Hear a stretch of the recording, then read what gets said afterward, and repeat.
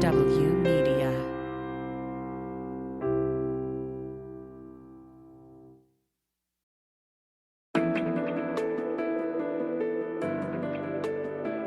Spy Talk, a podcast at the intersection of intelligence, foreign policy, national security, and military operations.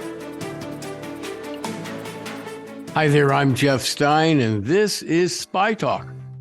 Two men living in New York City have been charged with conspiring to act as agents of the Chinese government. And prosecutors say they helped set up and operate a secret Chinese government police station right here in the city. Fox 9's Chris Welch has the latest from Chinatown.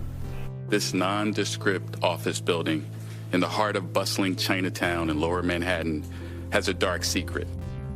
That was federal prosecutor Breon Peace discussing the arrest of two New York men on charges of operating a covert Chinese police station in Lower Manhattan on behalf of Beijing's secret police.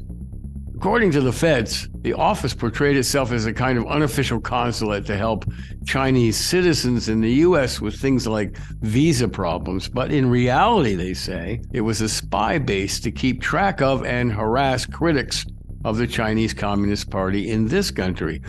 The so-called police station in Manhattan's Chinatown was allegedly set up in February 2022 and operated by Beijing's Ministry of Public Security as part of an international campaign against Chinese pro-democracy activists and other political opponents around the world.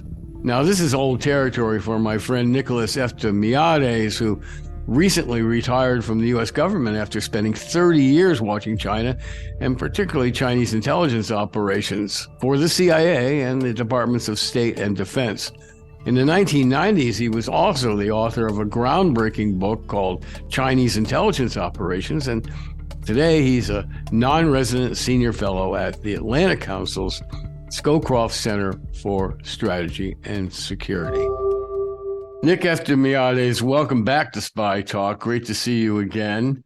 So what's going on in New York with the police station? Is this a new aggressive policy by Chinese intelligence, or is this more a show of our crackdown on Chinese intelligence? What's happening? Yeah, actually, it's the latter. This is China has been doing this through numerous means, including the Ministry of State Security, 12th Bureau, Ministry of Public Security, and the United Front Work Department. They have been working against dissidents, democracy advocates, religious organizations, nonprofits abroad for decades. We have now in the United States, for one reason or another, I guess it's gotten serious enough, but the FBI has taken a very aggressive posture towards them and towards not letting this happen in the country. It has happened for quite some time to date. It seems to me that these activities have been going on for some time now. Why all of a sudden have we decided to crack down?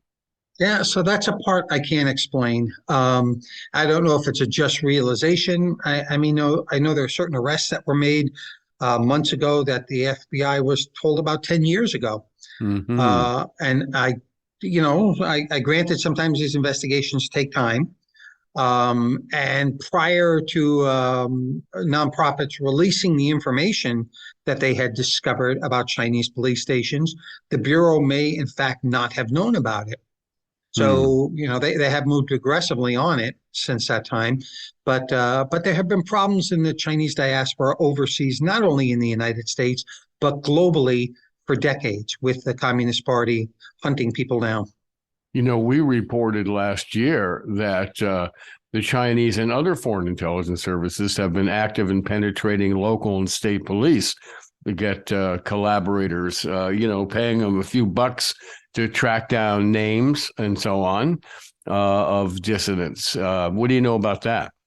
Well, I've actually worked with a couple of police departments across the country on these issues.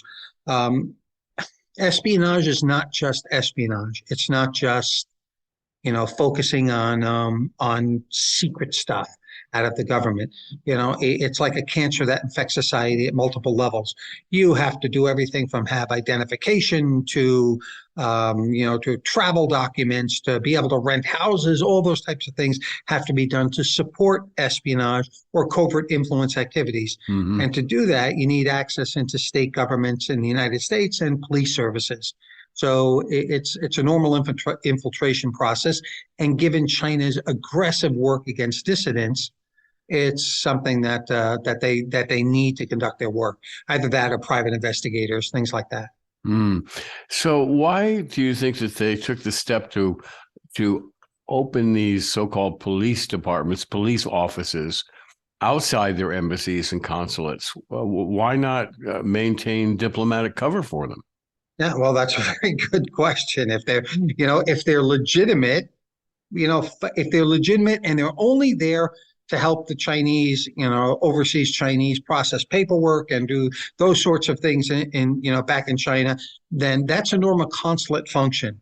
That is what every consulate across the world from every government does. So, okay, maybe you increase the staff there if needed. So why the secret nature of it? Why, put them within the civilian population? Why out of stores? Well, the answer is fairly obvious, because they're covert activities and they're not doing, open paperwork that people just need in their daily lives. They're really hunting down dissidents. Now, not to belabor the point, but again, intelligence services around the world, including ourselves, put intelligence officers undercover as State Department officers and consulates and so on. And that allows them to have, diplomatic cover should they be caught, and they can walk out. But in this case, two gentlemen have been arrested here. And they're likely to see some serious jail time. So, again, not to belabor the point, but why don't they just do this kind of stuff within cover of their embassies or consulates? What's the benefit of this? Well, they do some of that stuff out of their embassies, right? Right. So they do that type of work out of the embassies as well. So this, it may have been at the local level. I think it was the Fuzhou Police Department, may have been, they just done at a local level to try and bring people back to court, to try and bring money back, to try and bring dissidents back. So it could have just been local governments getting out of hand. It could have been, we don't know how far up MPS. You mean local governments in China? Yes. Mounting their own intelligence operations in the U.S. Right. We've seen it with China's court system, again, in New York, just out of the court system, going to harass people saying that they owe money from debts against them in China and they better pay up or else.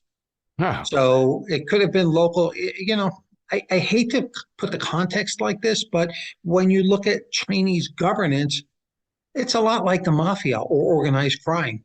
Well, you have capos, you have independent elements operating. And, there's just no idea of following another country's laws. Right. And before, actually, there's a former head of Chinese intelligence of the Public Security Bureau in prison now for graft, right? He was dethroned. How much time you got? There are many of them. Xi Jinping did a sweep last September, October of vice ministers in the Ministry of Public Security, as well as in the courts, judges in the courts, senior people. They had all been with the previous regime of Jiang Zemin and Hu Jintao, right?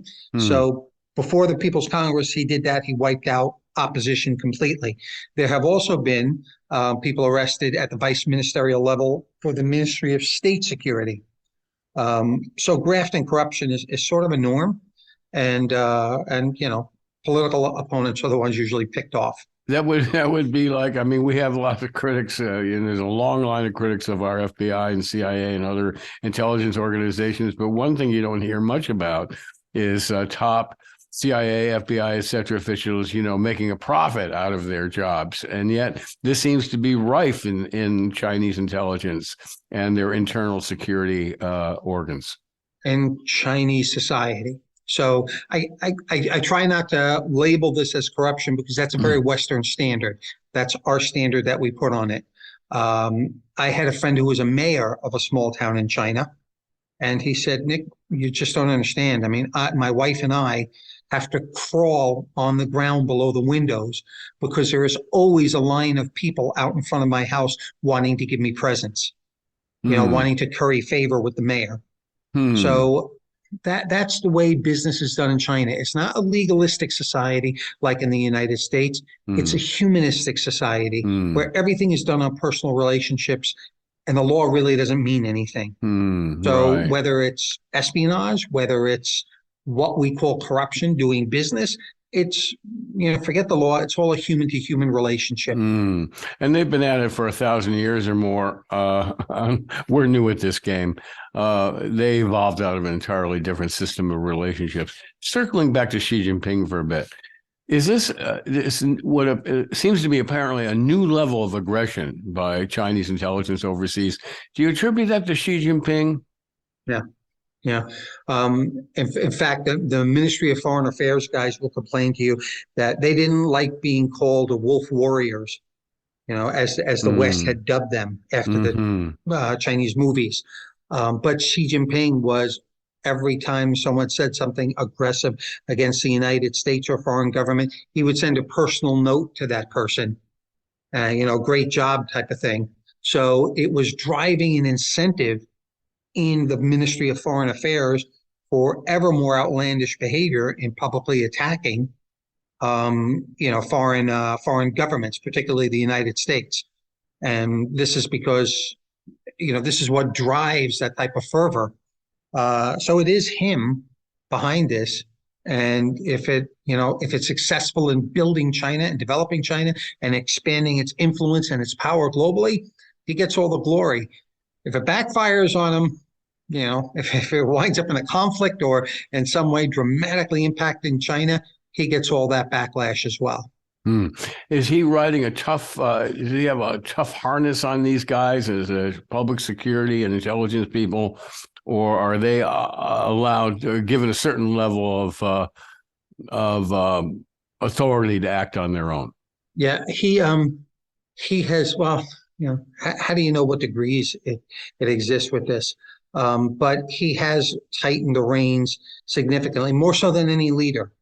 I would say more so than Mao, other than the period with the Red Guard. But he has really tightened the reins on them more so than any previous leader. So he's absolutely running the show. So Chris Wray has said that the scale of Chinese spying in the U.S. has just blown him away. His words were, blew me away. He said that the FBI opens a new China-related counterintelligence investigation every 12 hours on average, and now that the FBI now has over 2,000 such cases. That was a year ago or so that he said that. The KGB never had anything like that. No, as I say, because I've been crying into the wind about this for the better part of 30 years. 2 cases a day, basically 365 days a year, 730 cases a year, okay, over 56 field offices. So it's, the problem with our approach is that we don't approach it strategically. We approach it as a tactical, like playing basketball, one-on-one, and instead of playing a zone defense, instead of turning up our offense and our offensive counterintelligence operations and such to try and destroy or eliminate that apparatus. So long as you're on defense and so long as you're playing and trying to arrest your way out of a situation, which, God love the FBI for what they're doing, but you cannot arrest your way out of this situation. It's not going to happen. The numbers are too great. Let's talk about what you recommend to deal in a more strategic plane. Yeah, I think that there has to be a level of deterrence. I think that, for anyone caught stealing intellectual property, whether on the research front or whether, or whether within industry, many of them do it because they can get away with it. They can go back to China and start their own businesses. So fine, the United States has to be able to say, well, you're never getting a visa here. You'll never fly on an aircraft globally. We'll work with our allies to put the same type of counter-terrorist list or the same type of terrorism list for theft of property. You won't sell here. You won't sell in Western Europe. Wherever we have good allies, you won't sell. So take away the incentive for that to happen. Right now, we have U.S. universities in partnership with Chinese companies that are on the entities list, on the non-export entities list, but they pump money into U.S. universities and they have us doing research for them. It's not a strategic approach. We have no idea, where we want to be with China in 10 years, how we want them to behave relative to us. Are you saying, this is an extension of what you might call harder than soft power, how the Chinese operate in the United States with Confucius societies and all these other things, but you're not advocating that we completely sever relations, that the government intervene in universities to sever relations with Chinese scholars. No, I'm not saying sever at all. I'm saying, but if China conducts cyber attacks, against the United States, oh, no, we're not doing that. Well, fine, we're taking your state-owned enterprises off the stock exchange. That's it. Sorry, that's what's going to happen if we catch you doing it again. And then you have to ask the Brits to say, yep, nope, can't come to the London exchange, and strangle them for all the equity, for all the investment that they would get in. We have to be able to take offensive measures to serve as a deterrence, because otherwise, they do the same thing they've always done. They say, we're not doing it. And then after we're not doing it, okay, we'll do everything we can to clamp down on it, to stop it. And then they do absolutely nothing. It's true for cyber attacks. It's true for fentanyl. I mean, it's just the way they play ball. And the U.S. being a very legalistic society says, okay, don't do it anymore. Thank you. It's a win-win. We sanction them, which has a very limited use, evidently, and in some cases is cutting off our own nose because we need things from China. We still have a very robust trading relationship with China. Yep. But for example, the present case in New York, I think 34 Chinese intelligence officers or officials were indicted, but they are beyond the reach of the Justice Department. We don't have, not that they would ever turn them over, but we don't have an extradition treaty with the Chinese. So you're saying if they use cover of a particular industry to take adversarial operations against the United States, we should delist them from the stock market or urge the state. I don't even know if we have authority to do that. Yeah, we do. The SEC can do that. And I'll give you an example. There were 214 Chinese companies on the U.S. stock exchange. Of those 200, I mean, there are more than that, but of those 214, those were special because they weren't abiding by the accounting standards, weren't providing any of their accounting, which they have to provide for investors. The SEC kept giving them waiver letters. And this happened up until a year and a half ago, the Trump administration took this on and pushed the SEC, actually fired the head then of the SEC, put someone else in, pushed through Congress to pass a law now and of course, the minute this happened, China made corporate data state secrets. Okay, so they didn't want to release anything that was happening in their company. So we had the SEC trying to put the U.S. thrift savings plan over $1 trillion into these emerging markets. Okay. Now, that's a matter for the New York Stock Exchange to police and the SEC, of course. But let's relate it now. Well, the Congress policed it, actually. The Congress made a law. And Congress, right. To pass a law that the SEC can enforce. Right. But you're not saying all these 214 companies, I think you cited, they're not involved in subversion here in the United States. No, but some of them were AVIC, the China Aviation Investment Corporation. I mean, these were China's major state-owned enterprises building weapon systems that they're threatening against the United States. I don't see the logic of allowing us to invest billions of dollars into the same state-run enterprise that is threatening us. So that's the issue. There are lots of issues like that the U.S. could creatively apply pressure to China, raising the cost for them for conducting these types of actions. The previous case involving this type of thing. An earlier case last year was Julian Jin, who worked for Zoom. Jin was their technical security officer in China. And the FBI put out a criminal complaint on Julian Jin. And what they were doing, I think this was 2 years ago, they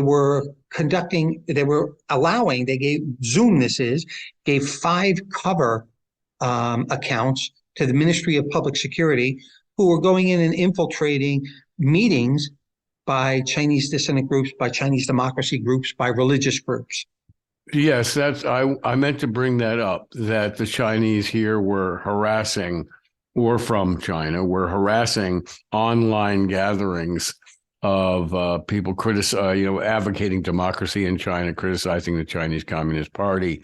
They get in the middle of these discussions and start screaming at people and creating chaos in these meetings.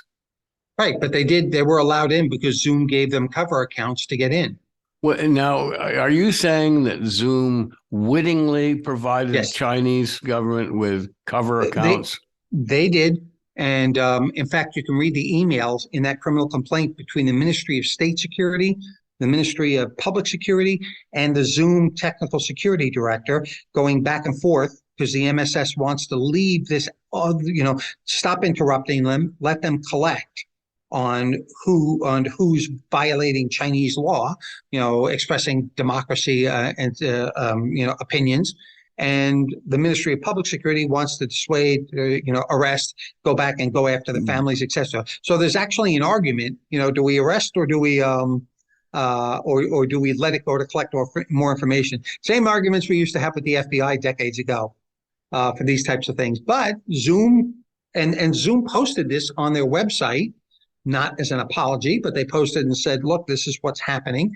The FBI has come in and they identified, we fired that employee, their technical security director. They put 9 other employees under administrative, leave while they figured out what was going on. They said the leadership of Zoom didn't know anything about this. Okay, I wanted to clarify that. It was this one individual who aided the Chinese in infiltrating these circles. It wasn't the company itself. No, that's not true. It was 9 other people in the company, U.S. based, who acted, on instructions from this individual. So now the company says, no, the leadership didn't know about it. This occurred about the same time that they had accidentally, as they put it, moved data to servers in China, which they said they would never do. So what happened to the investigation? Where did it go from here? We saw the indictment, or basically of one individual. What happened to the 9 employees that were collaborating in the United States? It would seem to me, from just the information you've given me, I wasn't familiar with that particular case, but it seems to me they were acting as unregistered agents of the Chinese government. Have they been called to account?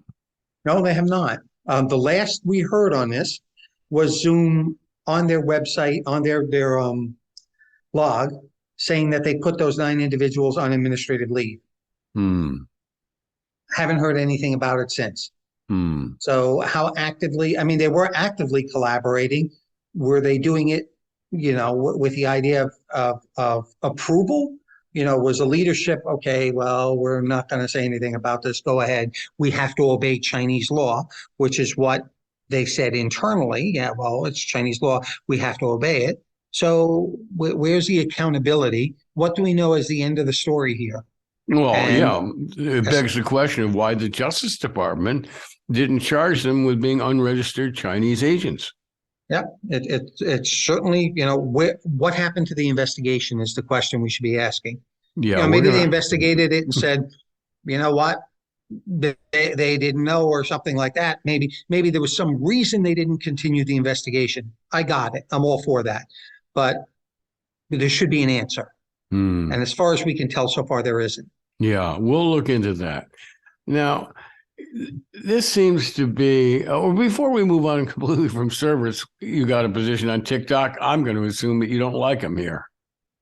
Well, I don't think I'm as overly concerned about it as the U.S. is. If it was any other country or company, we wouldn't have this type of concern.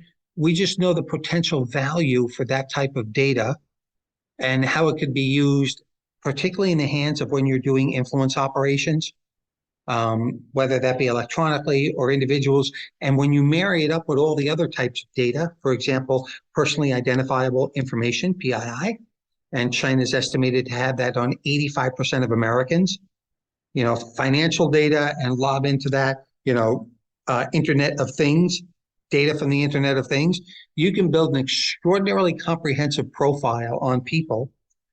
And should you want to move levers of the economy or levers of the country and try and influence it covertly, it will, particularly with artificial intelligence, which the Chinese are very advanced on, it really allows extraordinary opportunities to do that. It's like something out of a science fiction movie, but it is the truth. So I understand the concerns.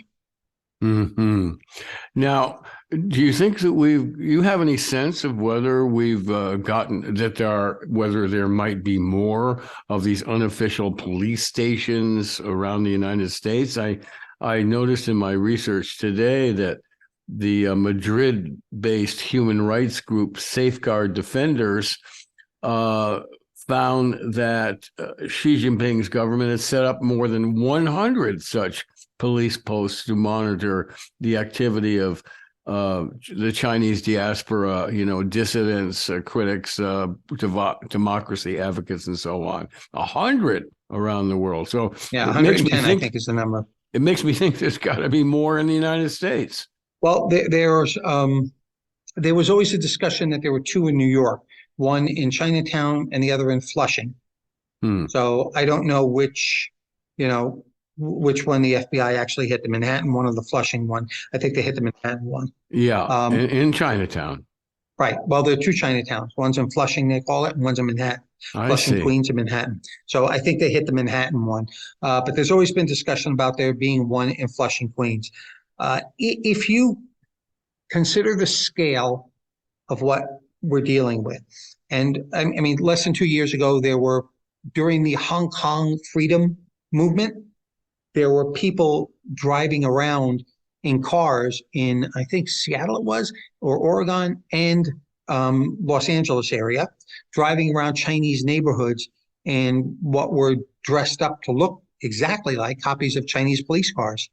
What I think they call a chengdu, fist units, out of the Ministry of Public Security, right? With those specific counterterrorism logos that they would go after, and they were driving slowly around those neighborhoods.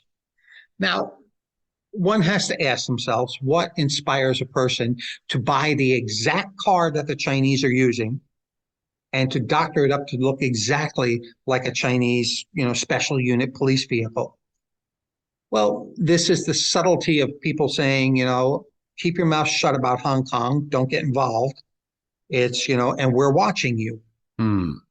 So those are the types of things that the Chinese government does everywhere. And if you consider the scale of this activity, I mean, it's Sweden, okay, which has a total of 92 Tibetans, half of which are children, arrested 2 individuals over a 10-year period, 2 of them that were working with the Ministry of State Security and traveling back and forth to Poland to pick up cash and instructions, and going back to Sweden to report on the activities of these 92 people.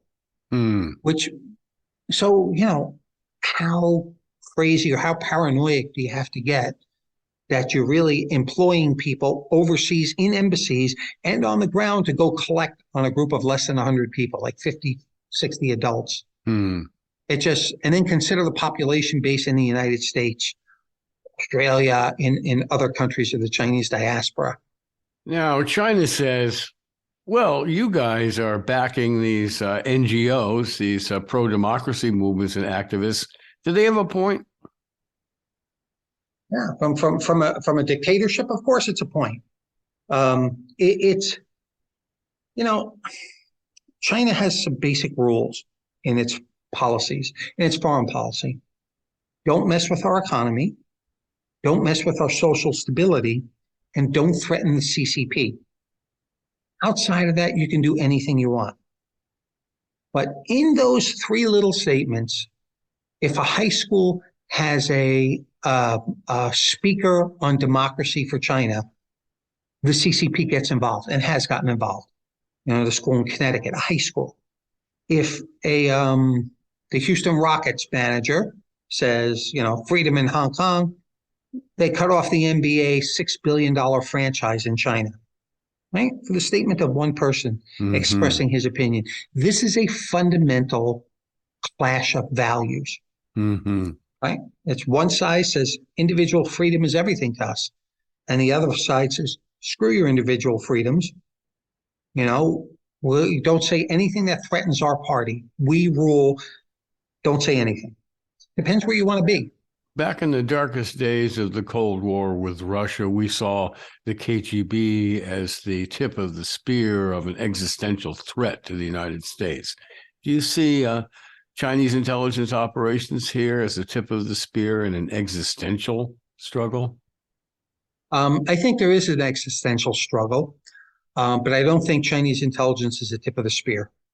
I think because the way they approach things is differently from the way the KGB did, the old KGB, differently from the CIA or MI6 or anyone else out there.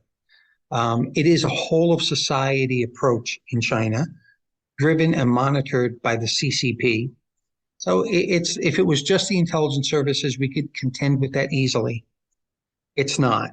It's a part of society.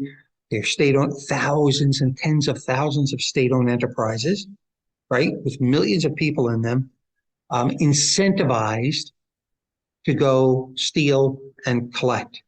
It's universities incentivized by the government to do the same thing. And so the result is... To take Chinese students, Yeah, I mean, or just... You can see all the time, going back to universities. I've identified dozens and dozens of universities that were in on the theft of either trade secrets or illegal exports. It's just common. So the threat is much broader based from China than it ever was in the old days of exchanging spies in Berlin. And to wrap this up, it seems like an almost insurmountable challenge. You're saying let's expel hundreds and hundreds of Chinese from this country, sanction them, keep them out. What does it amount to? No, it amounts doubling to the size of the FBI. No. Again, it's the same path that we're on, and it doesn't work. So you take a look at it's in some ways welcoming people with open arms. Purdue University did a study, and they found that Chinese students, came with a very negative opinion of the United States, which didn't change for all their 4 years in school. Because they stayed with Chinese students, they spoke Chinese, they had very tight connections with the CCP, through the Chinese student associations and such. However, their opinion of the United States skyrockets when they get out of school and they go live on the economy. Because all of a sudden they find out, oh, wait a minute, this isn't like this. What the heck? This is great. But they don't get that experience while they're locked up in the school because of the infrastructure that's been set up, not only by the CCP, but just by their own behavior. You're saying that they stay in line and they are essentially assets of the CCP while they're students here. But once they graduate and they want to live in the United States and stay in the United States and they go out and live on their own, that they like it. Right. Once they're outside of a group that's watchful on them, that, they have outside contacts with Americans, and they really don't here. I mean, when I studied in Taiwan and China, you had the foreigners, and as much as you tried to get out, you still sort of gravitated towards your home. But once they get out into the economy and working, wow, the opinion changes dramatically. The United States needs to do the opposite of protect. It needs to welcome people in. The unemployment rate in youth in China is 20-something% now. Great. Come over here. We need to welcome people in and show them what a free democracy is. It's messy. It's chaotic, but show them what a free democracy is like. We've always said that would redound to our advantage, bringing foreign students here. It's been an arm of our national security policy that we bring in foreign students here, and they like what they see, and they want to stay or they return home with more American values, which I guess amounts to rank consumerism, which is a kind of a freedom of its own, and extends into the political realm. Anyway, we could go on and on and on, and we have, Nick, in the past, and will do in the future on the question of Chinese intelligence operations in the United States. Nick Eftimiades, always a pleasure to have you here. Thanks again for coming on in such short notice. Thanks so much, Jeff. It's always a pleasure to be here. And that's it for this week's Spy Talk. Thanks so much for listening. Really appreciate it. By the way, you can find lots more interesting conversations like this one in our archives, available at our home at MSW Network or on Apple or wherever you get your podcasts. And if you haven't already, mosey on over to our Spy Talk newsletter page on Substack. If you're not familiar with Substack, you can just Google Spy Talk on your way there. Anyway, that's where my colleagues and I offer fresh reporting and analyses from the intersection of intelligence, foreign policy, and military operations. Until then, I'm Jeff Stein, and this has been the Spy Talk podcast. See you around. For more original reporting and insights like this, subscribe to spytalk.co on Substack and follow us on Twitter at @talk_spy. If you enjoyed our podcast, subscribe and leave a review on Apple Podcasts, Spotify, or wherever you get your podcasts.